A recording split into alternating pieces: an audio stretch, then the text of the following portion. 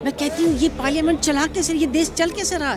इतने झूठे prime minister, इतना झूठा शाह। नहीं, हम तो पूरे बिल को रिजेक्ट कराने की डिमांड कर रहे हैं। आप लोग किसानों की मिसाल पेश करें। किसानों ने 1 साल से ज़्यादा लंबे अरसे तक सड़क पर धरना दिया था, शहादतें हुई थी। आप बंद कमरे में एसी रूम में एहतजाज करें। तो हम सुप्रीम कोर्ट के साथ साथ आवाम की अदालत में भी इस केस को लेकर जाना चाहते हैं। मुझे अरशद मदनी या महमूद मदनी का नहीं होना खलता है। दिल्ली के तालकटोरा स्टेडियम में वक्फ अमेंडमेंट एक्ट के खिलाफ all India Muslim personal law board का इजलास वक्फ बचाओ कॉन्फ्रेंस, एक तरह से कह लीजिए तहफ़्फ़ुज़ औक़ाफ़ कॉन्फ्रेंस पूरा हो चुका है। हज़ारों की तादाद में मुसलमानों ने शिरकत की और सभी धर्म के लोगों ने भी नुमाइंदगी की और सब ने बैक आवाज़ कहा कि जो कानून है आइन के ख़िलाफ़ और इसको बर्दाश्त नहीं किया जाएगा। यहाँ all India Muslim personal law board के सेक्रेटरी, ऑल इंडिया मिल्ली कौंसिल के नायब कौमी सदर मौजूद है, मौलाना डॉक्टर यासीन अली उस्मानी साहब। मैसेज क्या दिया है आप लोगों ने आज के इस प्रोग्राम से? हमने मैसेज वही दिया है जो पहले दिन से दे रहे हैं कि वक्फ एक्ट को वापस लिया जाए, इस कानून को, और अगर ये कानून वापस नहीं होता है तो हम अदालत में भी लड़ेंगे और लड़ रहे हैं और हमारी तहरीक भी जारी रहेगी। अदालत ने आप लोगों को राहत दे दी है, जो आपकी मांग थी उसमें से 2 पर रोक लगा दिया है, फिर ये प्रोटेस्ट क्यों, एहतजाज क्यों? नहीं, हम तो पूरे बिल को रिजेक्ट कराने की डिमांड कर रहे हैं। वो पूरा एक्ट ही हमारे खिलाफ है। पूरा एक्ट आपके खिलाफ है? जी। अब्दुल मालिक के मुगीसी मौजूद। आपको लगता है कि सरकार इस तरह के प्रोटेस्ट को, एहतजाज को सुनेगी और बिल को वापस लिया जाएगा जो कानून है? अब यानी जो जमहूरी मुल्क है तो उसमें तो सुनना ही चाहिए। जमहूरी इक़्तिदार जो है वो जभी बाकी रहेंगे जब लोग सब कहते हैं कि हम जो है जमहूरियत को बाकी रखना चाहते हैं, तो ज़रूर सुनना चाहिए। वकील साहब, बिल्कुल बलराज जी, वकील साहब, खाली तलाक का सीधा बोले। आपको क्या लगता है सरकार सुनेगी कुछ, कानून वापस हो सकता है? सुनेगी। कैसे सुनेगी? अवामी ताकत से, अवामी ताकत से? जमहूरी ताकत से। किस तरह अवामी ताकत? ये मुजाहरा आप देख रहे हैं क्या हो रहा है? इसका असर होगा? बिल्कुल होगा, 100%। ये हाजी परवेज साहब मौजूद है। हाजी परवेज साहब जी, क्या लग रहा है आपको, कुछ असर होगा सरकार पर आपके इस धरने का? देखिए क्यों नहीं होगा, हम तो अपनी बात रख रहे हैं। ये खाली मेरी लड़ाई नहीं है, मुसलमानों की लड़ाई नहीं है, हर हिंदुस्तानी की लड़ाई है जिसका यकीन है हिंदुस्तान के संविधान में। आप लोग किसानों की मिसाल पेश करें। किसानों ने 1 साल से ज़्यादा लंबे अरसे तक सड़क पर धरना दिया था, शहादतें हुई थी। आप बंद कमरे में एसी रूम में एहतजाज कर रहे हैं। नहीं, हमने जंतर मंतर पे भी किया है। हमने हिंदुस्तान के हर स्टेटों में हो रहा है मुस्लिम पर्सनल लॉ बोर्ड की तरफ से। आज ये तो एक यहाँ पर है, अभी जब वहाँ पर क्या रामलीला ग्राउंड में भी है 30 तारीख का ये मोमेंट छुपने वो है। हाँ, इसी महीने की 30 तारीख को रामलीला ग्राउंड में भी है। ऐसा नहीं है, हर जगह हर स्टेट में हो रहा है हिंदुस्तान के। वकील साहब है हमारे बलराज जी। जी, बलराज जी वकील साहब, इनसे जानते हैं। बलराज साहब, आपको क्या लगता है, कुछ असर होगा इस तरह के प्रोटेस्ट का? नहीं, जनता का असर होगा। जनता मालिक है और डेमोक्रेसी में जोर ज़बरदस्ती नहीं चलती। डेमोक्रेसी में सबकी सलाह और कंसेंसस बनाए जाते हैं कानून बनाने से पहले। पार्लियामेंट में देश की आवाज़ बैठी है, उस पूरे देश की आवाज़ को सुनना चाहिए था। मेजॉरिटी बाद में आती है और मेजॉरिटी भी कोई संविधान के विपरीत, संविधान की मूल भावना के विपरीत कोई कानून पास नहीं कर सकती, करेगी। पिछले दिनों एंट्रीम फैसला सुनाया और उस पर बीजेपी के नेताओं ने सुप्रीम कोर्ट पर आरोप लगा दिया, इख्तियार नहीं है। चीफ जस्टिस को कहा गया कि उनकी वजह से गिरा युद्ध छिड़ रही है। आपको लगता है कि सुप्रीम कोर्ट ऑफ इंडिया अब इसको सीरियस लेगी या सरकार के हक में फैसले सुनाएगी? नहीं, सीरियस लेगी। और जिन्होंने इस तरह की बातें कही हैं, चीफ जस्टिस पर आरोप लगाया कि उनकी वजह से गृह युद्ध चल रहा है, ऐसे लोग खुद गृह युद्ध में डालना चाहते हैं इस देश को। कुछ कार्रवाई होगी? कंटेम्प्ट मुझे लगता होगी। बिल्कुल। यहाँ जमात इस्लामी हिंद के अमीर मौजूद है, सैयद सादतुल्लाह हुसैनी, उनसे बातचीत करते हैं। मौलाना कल्बे जवाद नकवी भी मौजूद हैं। जमात इस्लामी हिंद के अमीर जनाब सैयद सादतुल्लाह हुसैनी साहब भी यहाँ मौजूद हैं, उन्होंने खिताब भी किया। आज का जो प्रोटेस्ट था, क्या आपको लगता है कि सरकार पर कुछ असर पड़ेगा इस तरह के एहतजाज का? पढ़ना चाहिए। ज़ाहिर है कि जमहूरी अगर हुकूमत अपने आप को डेमोक्रेटिक हुकूमत कहती है तो आवाम की बातों पर ध्यान देना उसकी ज़िम्मेदारी, उसकी कॉन्स्टिट्यूशनल रिस्पॉन्सिबिलिटी है। वफ़ के असल जो स्टेक होल्डर्स हैं वो मुसलमान हैं और आप देख रहे हैं कि मुसलमानों के सारे जो तबक़ात हैं, जितने उनके सेक्ट्स हैं, उन सब की नुमाइंदगी यहाँ पर थी, सब मुत्तहिद थे इस आवाज़। तौर पर राहत मिली है तो फिर एहतजाज क्यों? सुप्रीम कोर्ट ने जिस तरह बहस किया है, सवालात की, उससे लग रहा है कि जो कुछ आप लोगों की मांग है सुप्रीम कोर्ट ने उसको सीरियस ले लिया है। हाँ, उम्मीद तो यही है। हम सुप्रीम कोर्ट में भी केस पूरी मजबूती से लड़ेंगे। कोशिश यही की जा रही है कि सुप्रीम कोर्ट को भी हम अपनी बात बताएं, कन्विंस करें। लेकिन उसके साथ साथ जमहूरियत में आवाम की भी बड़ी अहमियत होती है, तो हम सुप्रीम कोर्ट के साथ साथ आवाम की अदालत में भी इस केस को लेकर जाना चाहते हैं। उनके सामने भी इस केस की, इस कैट की हकीकत लेकर आना चाहते हैं, ताकि दोनों तरफ से दबाव पड़े और दोनों इस गैर क़ानूनी और ज़ालिमाना कानून को रिजेक्ट करें। बिल्कुल, बहुत शुक्रिया। तो यहाँ काफ़ी जर्नलिस्ट भी मौजूद हैं, लंबी बातचीत भी नहीं कर सकता। और जो प्रोटेस्ट है इस कानून का लगातार जारी है। एक बड़ा इजलास हुआ, एक मैसेज दिया। इधर मौलाना कल्ब जवाद नकवी मौजूद है, मैं सोचूंगा इनसे भी बातचीत करूँ। इधर भी काफ़ी लोग मौजूद हैं, नीचे कुछ हजरात मौजूद हैं, तो मैं चाहता हूँ इनसे बातचीत करूँ जो इस कानून के माहिर हैं। बड़े सीनियर सहाफ़ी हैं शकील साहब, इनसे जानते हैं कि शकील साहब आज का जो प्रोग्राम था, इजलास था, क्या मैसेज दिया गया इसके ज़रिए? देखिए, मैसेज आज शुरुआत हुई है यहाँ से। All India Muslim personal law board का जो एक अभियान है पूरी देश में चलने वाला है और 7 जून को ख़त्म हो रहा है। बड़ी संख्या में लोग यहाँ पर पहुँचे और जो मैसेज दिया गया है वो यही है कि पूरी तरह से मुसलमानों को इसमें लग जाना है और इसको जिस तरह से सुप्रीम कोर्ट ने उस पर किया है, लेकिन पूरे कानून को रद्द किया जाना चाहिए। यही मांग यहाँ पर उठी है और यही स्पीच जो सरकार पर इस तरह के प्रोटेस्ट का असर पड़ेगा। आप चूँकि सीनियर सहाफ़ी हैं, 20 सालों से आप इस मैदान में मौजूद हैं, सीरियस लेगी सरकार इस तरह के एहतजाज को? पहले भी लगातार मुसलमान आते रहे, मैदानों में जमा होते रहे, नारा लगाते रहे, घर चले गए। देखिए, इस पर सवाल किया जा सकता है, सही आपने सवाल उठाया है कि क्या बंद कमरों में या इस तरह के ऑडिटोरियम्स में 4-5 घंटे के लिए इकट्ठा होना और उसके बाद वहाँ पर एक मैसेज देना, क्या ये काम आएगा? इससे असर पड़ेगा, लेकिन एक पूरा मुसलसल प्रोटेस्ट रोड पर उतरना होगा, सड़क पर उतरना होगा, तभी कोई असर इस तरह का हो सकता है जैसे CAA NRC में हुआ था या फिर किसान आंदोलन में जिस तरह का प्रोटेस्ट हुआ था, तो उससे तो असर हो सकता है, लेकिन इससे थोड़ा बहुत असर ज़रूर होगा और एक मैसेज पूरी दुनिया में जाएगा पूरी दुनिया में मैसेज कि मुसलमान इसके ख़िलाफ़ आवाज़ उठा रहे हैं। लेकिन अगर पूरी तरह से देखा जाए तो उसके लिए एक बड़ी रणनीति बनानी पड़ेगी। बिल्कुल, बहुत शुक्रिया। ये जावेद साहब हैं, बड़े सीनियर जर्नलिस्ट भी हैं, दानिश्वर भी हैं और वक्त पर काम भी कर रहे हैं। जावेद साहब, क्यों आए हैं आप यहाँ? बहुत अच्छा सवाल है। आज जो उन्वान है पूरे मुल्क में एक बड़ी फ़िक्र से कि जो हमारी वफ़ की तरमीम बिल है कानून की शक्ल ले लिया है। इसके 2 तरीके हैं। एक तरीका लीगल फ़ाइट है, कर रहे हैं, जो अदालत में है। यहाँ पे एक जमहूरी निज़ाम से तमाम दानिशरों को इकट्ठा करके और यहाँ पे अपनी विचार और अपने तौर तरीके को सरकार को आगाह कराया। ये इसका फ़र्क कितना होगा, ये सरकार कितना गंभीर है, ये एक क्वेश्चन है। लेकिन तरीक़ेकार यही है कि अपनी बात पहुंचाएं, एक जमहूरी तरीके से पहुंचाएं। लेकिन मैं यहाँ पर आपके ज़रिए तमाम उन मिल्लत और तमाम मिली तंजीमों को कहूँगा कि आप होमवर्क करिए। सरकार डांटों से काम, आंकड़ों से लड़ाई लड़ती है, उसके पास जो नैरेटिव है उसका भी काउंटर होना चाहिए। तो जो इस तरह के जो इजलास होते हैं बहुत इन्फॉर्मेटिव होते हैं, लेकिन सरकार के जो तौर तरीके हैं वो बहुत ही मतलब पेशबंदी वाले हैं और तमाम वो काम हो रहे हैं। जैसे बिल पास हो गया, लेकिन ज़मीन पे काम करने के लिए कोर्ट ने पाबंद किया, लेकिन उत्तर प्रदेश के कई ज़िलों में ये केस आए हैं कि सुप्रीम कोर्ट का कंटेम्प्ट हो गया। क्या हमारे ये जो तंजीम के लोग हैं उन पे गौर कर रहे हैं? 3 लाख से ज़्यादा लोगों पे मुचलका भरवा दिया गया।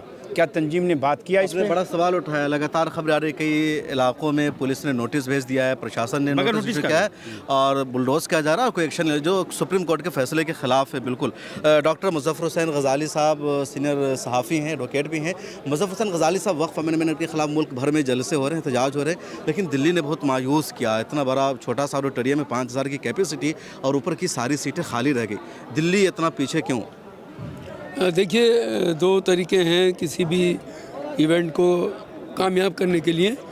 एक ये कि ग्रास रूट लेवल पे लोगों को मोबिलाइज़ करना पड़ता है, तो ग्रास रूट लेवल तक अभी ये लड़ाई नहीं पहुंची है, मुझे ऐसा लगता है, क्योंकि आम आदमी अभी भी उन तमाम चीज़ों से नावाकिफ़ है।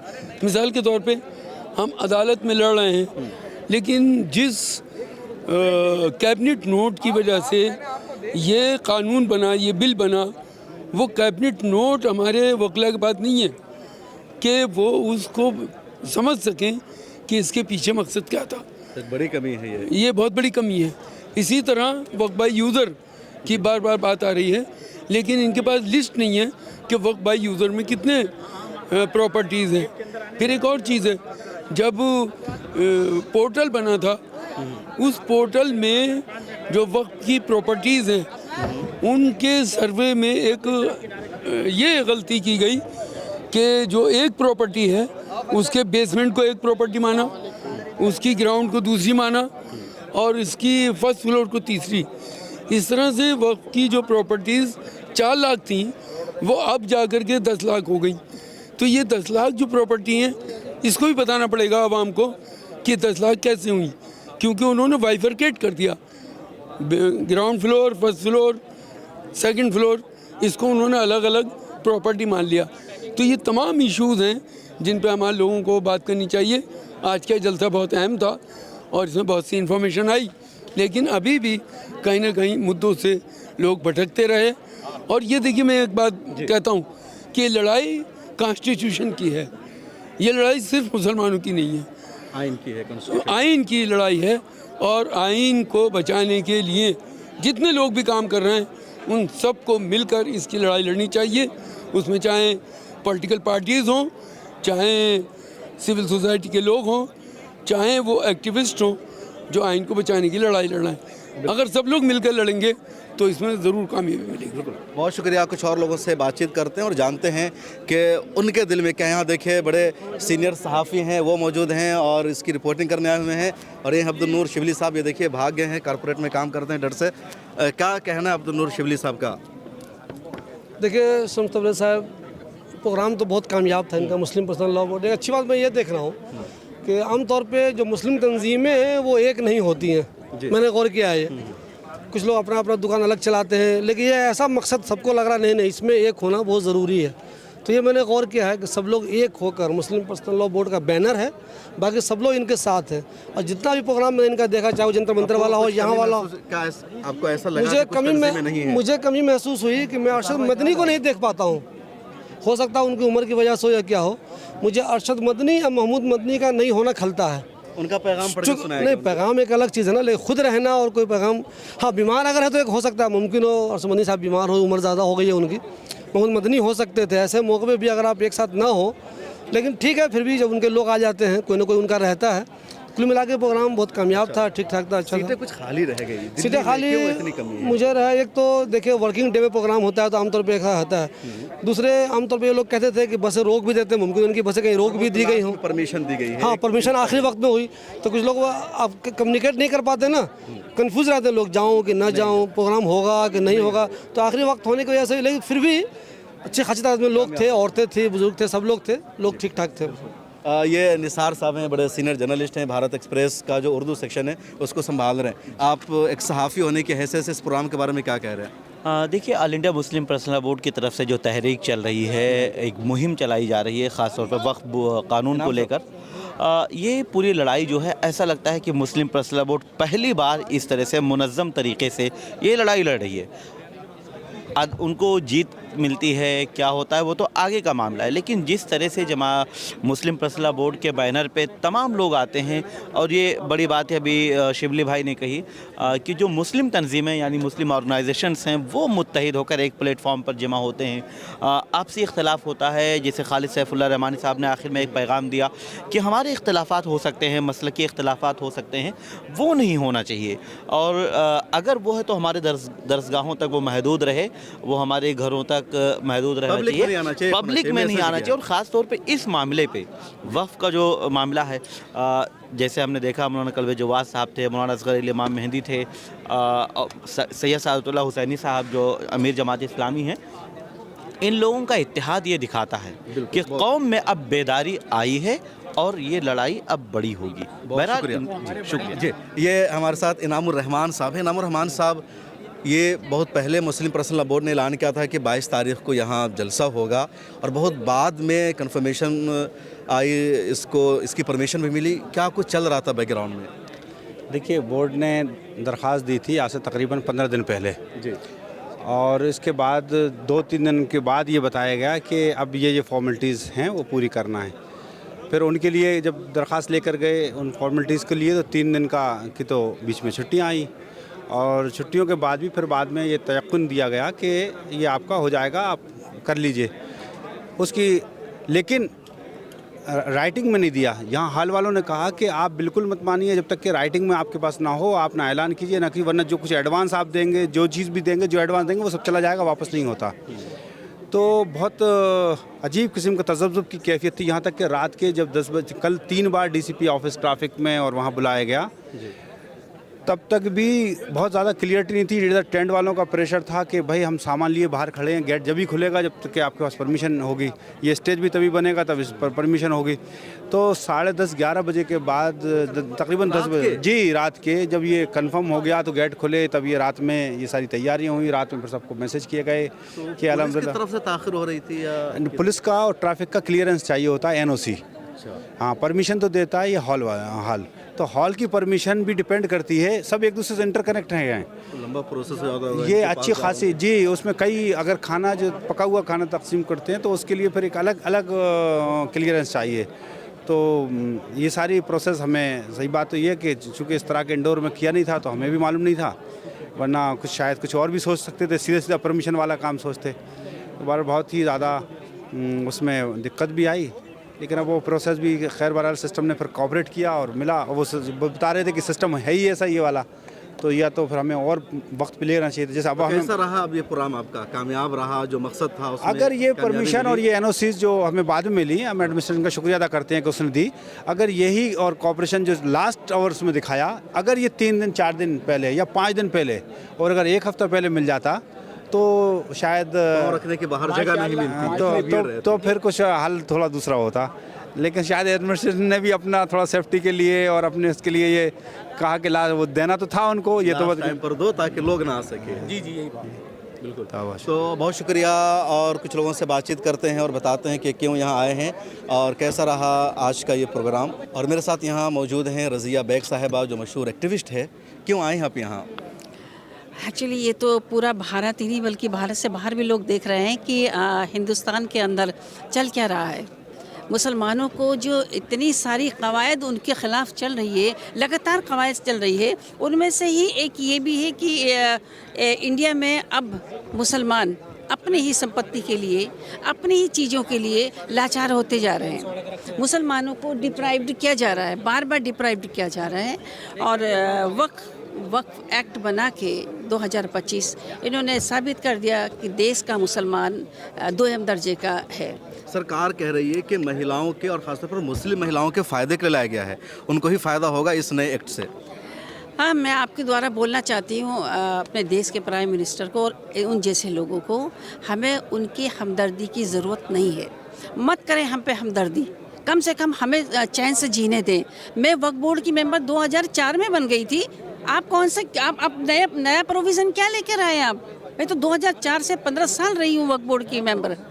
कहाँ वक्फ बोर्ड उत्तराखंड मेंबर की, हैं आप? उत्तराखंड वक्फ बोर्ड की। शेयर कीजिए। हाँ, कैसा वहाँ का मैं 2004 में जब पहला वक्फ बोर्ड बना था, और being a bar council member, क्योंकि बाय वर्च्यू फिर एक मेंबर होता है, पार्लियामेंट्री होता है, लेजिस्लेटिव होता है, और एक हमारे काउंसलर होता है। तो मैं काउंसलर थी, तो तब भी मैं मेंबर बनी थी वक्फ बोर्ड में, 15 साल रही हूँ। तो और 1995 के एक्ट में भी है प्रोविज़न, और 2013 के अमेंडमेंट एक्ट में भी प्रोविज़न है कि 2 महिलाएं होंगी। तो फिर आप कैसे कह रहे हैं कि नई चीज़ लेकर आए? तो झूठ बोला जा रहा है। बिल्कुल झूठ, 100% झूठ बोल रहे हैं। और मैं तो झूठ बात में इसलिए कि वक्फ के बारे में, चूँकि हम एडवोकेट हूँ तो मुझे मालूम है। शाह जी ने अपने पार्लियामेंट में बोला, वहीं बैठकर खड़े होकर बोला शाह जी ने कि हम लोग उसमें मुसलमानों को, गैर मुस्लिम को एंट्री नहीं देंगे वक्फ के अंदर। और सभी ने देखा होगा ये, इस कदर झूठ बोलना, इस कदर। मैं कहती हूँ ये पार्लियामेंट चला कैसे, ये देश चल कैसे रहा? इतने झूठे प्राइम मिनिस्टर, इतना झूठा शाह, ये लोग चला रहे हैं देश को। इन लोगों ने तो सुप्रीम कोर्ट को धमकी देना शुरू कर दिया कि सुप्रीम कोर्ट का काम ही नहीं है पार्लियामेंट के बनाए गए कानून पर फैसला करना। अच्छा, वो तो सभी लोग बोल रहे हैं कि जो कानून इनके फेवर में हो तो पार्लियामेंट उसको, सुप्रीम कोर्ट को राइट है, और जो इनके फेवर में ना हो तो वो उसको राइट नहीं है। तो देखिए, इन बातों को तो अब देश का आदमी इतना बेवकूफ़ तो है नहीं इंडियन कि इसकी बातों को समझेगा नहीं। हर कोई समझ रहा है इन चीज़ों को कि बोलना क्या चाह रहे हैं, कर क्या रहे हैं। झूठ वक्फ एक्ट को लेकर आए, मतलब टोटली झूठ। अब सुप्रीम कोर्ट के बारे में उल्टी सीधी हरकत, मतलब आप देखिए, अपेक्स बॉडी है। जब आप राम मंदिर बनाते हैं, जब बाबरी मस्जिद को तोड़ देते हैं आप, तब तो वो ठीक है। जब आस्था के देखिए, जब आस्था के बेस पर फैसले होते हैं तो वो आपको मंजूर होते हैं। और जब लीगल वे में फैसले होते हैं तब आपको मंजूर नहीं होते, क्योंकि वो आपके फेवर में नहीं होते। आपकी धोखाधड़ी, आपकी जिस तरीके से आप देश को चला रहे हैं वही चीज़ें आप सुप्रीम कोर्ट से भी चलाना चाह रहे हो, तो हर जहाज से तो ऐसा नहीं होगा, पहले जैसे CGI तो नहीं होंगे। हर किसी का अपना अपना व्यू होता है, पॉइंट ऑफ व्यू है, उस तरह हो। बिल्कुल। तो ये मेंबर रही हैं उत्तराखंड वक्फ बोर्ड में, एडवोकेट है, और उन्होंने सीधे सीधे सरकार के झूठ को एक्सपोज कर दिया कि पहले से ख़वातीन मेंबर रहती आ रही हैं वक्फ बोर्ड में। मिल्लत टाइम्स को जारी रखने और मजबूत बनाने के लिए हमारी आर्थिक सहायता कीजिए। ये एक आज़ाद मीडिया हाउस और कमजोरों की आवाज़ है। आप हमें देखें, सुने, पढ़ें और हर महीने ज्यादा नहीं, सिर्फ 100 रुपए से मदद करें। डिटेल्स डिस्क्रिप्शन में मौजूद हैं।